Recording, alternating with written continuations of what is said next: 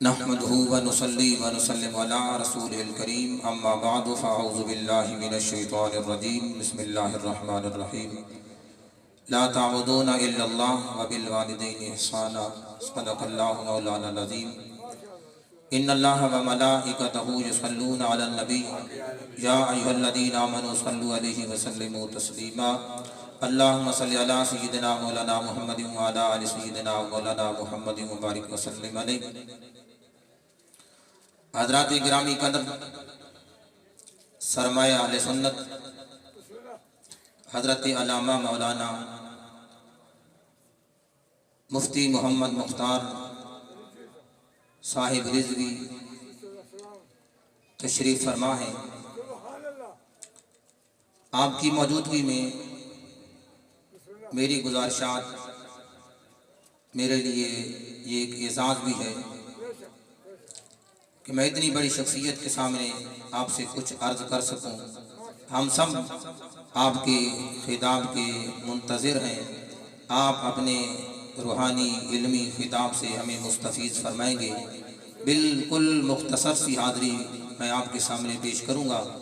اللہ کریم آج کی اس حاضری کو اپنی بارگاہ میں قبول و منظور فرمائے اور اجتماعی دعا کو جناب طارق صاحب کے والد گرامی کے حق میں قبول و منظور فرمائے اور انہیں اپنی جوار رحمت میں جگہ عطا فرمائے۔ قرآن مجید فرقان حمید کے جو الفاظ میں نے آپ کے سامنے تلاوت کرنے کا شرف حاصل کیا ہے، ان میں اللہ رب العزت نے ارشاد فرمایا کہ میری عبادت کرو اور اپنے والدین کی اطاعت کرو۔ اللہ رب العزت نے اپنی عبادت کو، اپنے ذکر کو اور والدین کی خدمت کو اکٹھے بیان فرمایا ہے۔ تو جب قرآن مجید میں دو چیزوں کا اکٹھے حکم آ جائے، جیسا کہ اقیموا الصلاۃ وآتوا الزکاۃ، نماز قائم کرو اور زکوٰۃ ادا کرو، جب دو چیزوں کا حکم اکٹھے آ جاتا ہے تو پھر دونوں کا نتیجہ ایک ہوا کرتا ہے۔ مثال کے طور پر جب فرمایا کہ اقیموا الصلاۃ، نماز پڑھو اور زکوٰۃ ادا کرو، تو جو فائدہ نماز کا ہوگا وہی فائدہ زکوٰۃ کا ہوگا۔ تو نماز کے فائدوں میں سے ایک فائدہ یہ ہے کہ نماز کے بعد نمازی کے گناہوں کو معاف کر دیا جاتا ہے، نمازی کو پاک کر دیا جاتا ہے۔ تو جب زکوٰۃ ادا کر دی جاتی ہے تو بقیہ مال پاک ہو جاتا ہے۔ نماز سے نمازی کا جسم پاک، گناہوں کی آلودگی دور ہو جاتی ہے۔ زکوٰۃ ادا کرنے سے مال پاک ہو جاتا ہے۔ جب اللہ رب العزت نے فرمایا کہ میری عبادت کرو اور والدین کی خدمت کرو، تو پھر دو نتیجہ، دو فائدہ اللہ کی عبادت کا ہوگا، وہی نور، وہی فائدہ والدین کی خدمت کا بھی ہوگا۔ اب عبادت کا فائدہ کیا ہے؟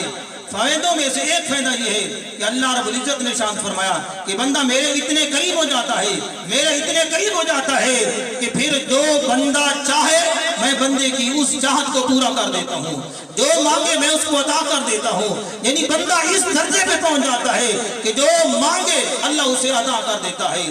اب یہی نتیجہ والدین کی خدمت کا بھی ہوگا۔ سورۃ البقرہ قرآن مجید کی دوسری سورہ مبارکہ ہے اور سب سے بڑی سورہ مبارکہ سورۃ البقرہ ہے۔ بقرہ عربی زبان میں گائے کو کہتے ہیں۔ اس عربی زبان جو سورۃ البقرہ ہے، اس میں ایک گائے کا ذکر ہے، اور وہ گائے کیسی تھی؟ بڑا ایک لمبا مضمون ہے۔ فرمایا کہ جناب موسیٰ علیہ السلام کے زمانے میں ایک بندہ قتل ہو گیا۔ ہم جو قاتل تھے وہی مدعی بن گئے اور قاتل کو تلاش کرنے لگے۔ موسیٰ علیہ السلام کی بارگاہ میں یہ معاملہ پیش ہوا۔ آپ نے اللہ کی حضور عرض کیا، اللہ رب العزت کے حکم سے یہ بات کہ آپ ایک گائے ذبح کریں اور اس کا کوئی حصہ اس مقتول کے ساتھ لگا دیں، وہ زندہ ہو جائے گا اور آپ کو اپنے قاتل کا نام بتا دے گا۔ اب موسیٰ علیہ السلام بھی قاتل کو جانتے تھے، لیکن آگے جو حکمت تھی اس کا اظہار مقصود تھا، اس حکمت کا اظہار مقصود تھا۔ وہ حکمت یہ تھی کہ وہ جو گائے تھی جس کا آگے حکمت اور مضمون آ رہا ہے، وہ ایک اللہ کے نیک بندے کی گائے تھی، اللہ کے ایک نیک بندے کی گائے تھی۔ وہ جب نیک بندہ دنیا سے جانے لگا، اس نے اللہ کی حضور عرض کیا، باری تعالیٰ اب میں دنیا پر اپنی ایک بیوہ اور ایک بچہ اور یہ گائے کی بچڑی چھوڑ کر تیرے پاس آ رہا ہوں. میرے گھر والے بھی اور یہ میرا مال بھی تمہاری امانت ہے. اب یہ گائے جوان ہو جائے, ادھر میرا بیٹا جوان ہو جائے تو یہ میری امانت میرے بیٹے تک پہنچا دینا, میری امانت میرے گھر والوں کے حوالے فرما دینا. اب من جو جوان ہوتا ہے وہ جوانوں اب اس جوان کی جوانی کیسے گزرا کرتی تھی.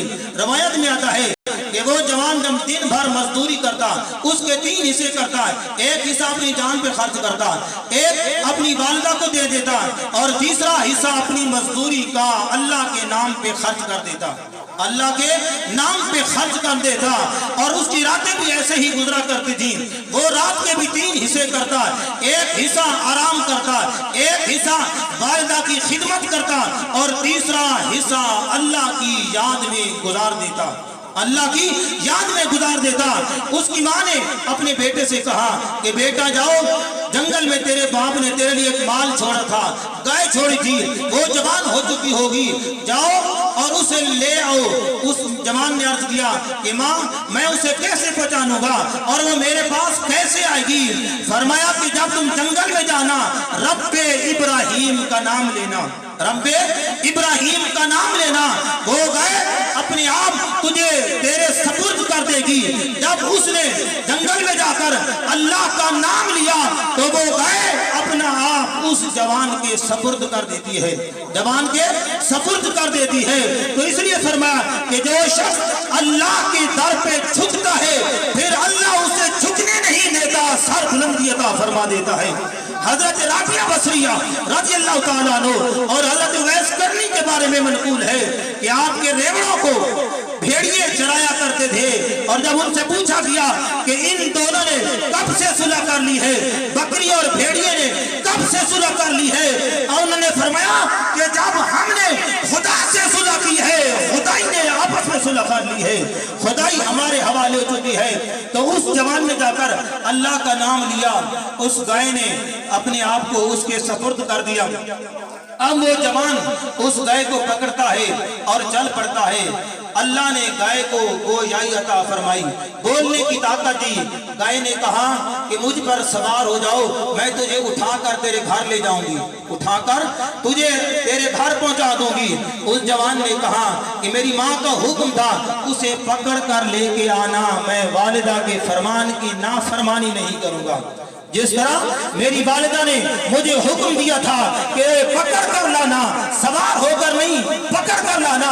گائے نے کہا تمہیں مبارک ہو, تمہیں مبارک ہو, اگر تو والدہ کی نافرمانی کرتا اور میرے کہنے پر مجھ پر سوار ہو جاتا میں تجھے گراں دیتی اور پھر تیرے قابو میں نہ آتی. اب تمہیں مبارک ہو. عبادت کا نتیجہ کیا, عبادت کا فائدہ کیا تھا کہ جو بندہ مانگے اللہ عطا کر دیتا ہے. ہم والدہ کی خدمت کا فائدہ سنیے کہ گائے نے کہا کہ تجھے مبارک ہو, تو نے والدہ کی تابعداری کی ہے, نافرمانی نہیں کی. اللہ نے تمہیں یہ مقام دیا ہے. اگر تو کہے کہ مولا پہاڑ کو ادھر سے ادھر منتقل کر دے, اللہ تیرے کہنے پر پہاڑ کو ایک جگہ سے دوسری جگہ منتقل فرما دے گا. یعنی اب تو جو مانگے گا اللہ تمہیں عطا فرما دے گا. تو طارق صاحب نے اور آپ کے بھائیوں نے یہ والد صاحب کی خدمت ہے, یہ دعائیہ, یہ اہتمام, احباب کو بلانا, علماء کرام کا تشریف لانا, یہ طارق صاحب کے والد گرامی کے ساتھ ان کی اولاد کی بھلائی ہے.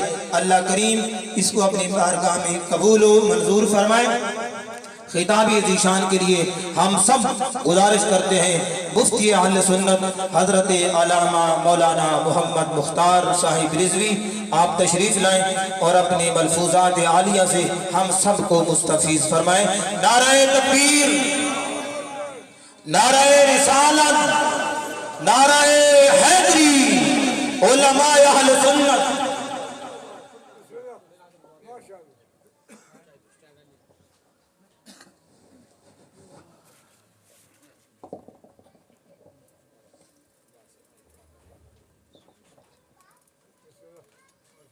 باواز بلند دے پاک صلی اللہ علیہ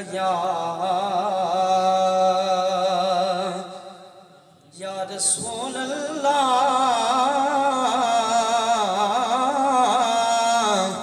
وسلم علیہ یا حبیب